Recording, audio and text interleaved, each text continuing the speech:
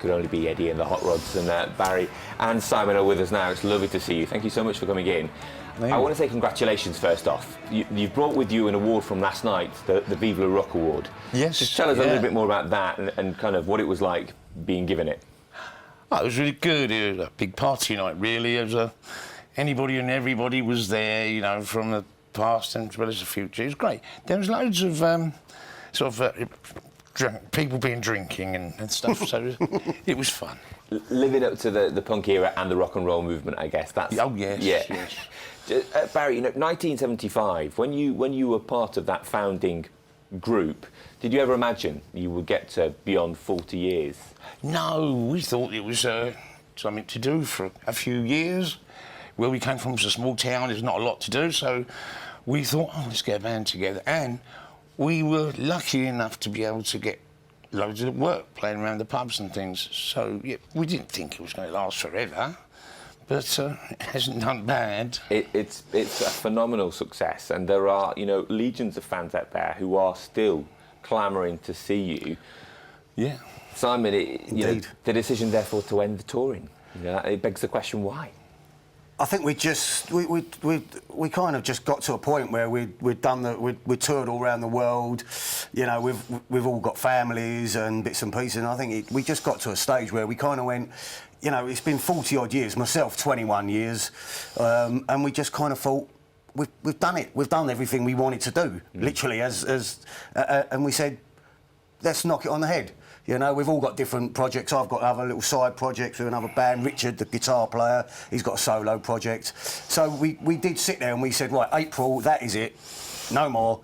That will be the last ever show, and this, that and the other. But of course, as the music business does, other offers then come in and you start thinking, oh, hang on, maybe we're a little bit hasty there. Yeah. So, but that will be the last show. That will be the last show that we will ever tour. We won't tour anymore after that. Yeah, so Barry, is there a sense of kind of sadness about that, or actually does it feel like now is the right time to say, look, we can be a bit more selective about where we perform? That's a better way to describe it. What it is, it was just the touring part of it, you know, sitting in the van all day and driving from town to town. That's what we want to stop.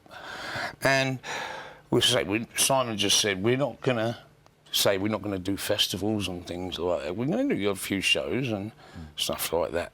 But rather than just keep sort of carrying on down the same road and slowly fizzling away, we thought, well, let's go out, set a time and say, right, that's it.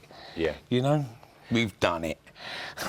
You certainly have. You know, born in that kind of punk period, the punk era, was there a sense that actually the music was more important than the kind of anarchy around that period for you at the time? Did you just want to create good tracks and good songs? Oh yeah, we weren't into the fashion side of it. We got labelled the punk thing.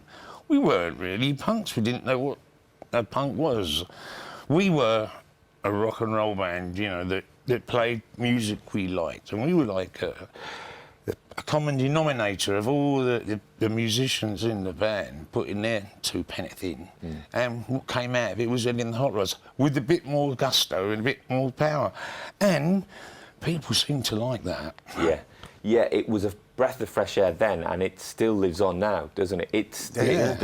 It influences, that period influences musicians now still. Yeah, definitely. Yeah, definitely. In terms of your involvement, you know, you came in, you know, 20 years now within the group as well.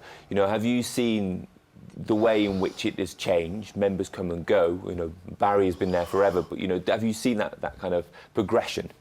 I think what we've mainly seen is once we do so many shows and different countries are. We get different audience. We go and tour America, and you end up, you know, you've got 500,000 youngsters, all, so, you know, 18, 19, that are all, you know, Eddie and Hot Rods are the godfathers of punk. We've got to go and see them. Yeah. And that is just crazy. You know, you're playing to these young guys, and then you play Europe, and then you get more of the people that come in to watch you because they remember the band from the 70s and everything else. But we have noticed on this last tour that we've just finished with Stiff Little Fingers that a lot of people are saying, my dad said, I've got to come and see you. You're one of the best bands around. So yeah, we're getting the young and the new audience still wanting to come and watch us. Yeah, what will happen on the 13th? No doubt it will be a bit of a back catalogue. Yeah. But also members past and present. Yep.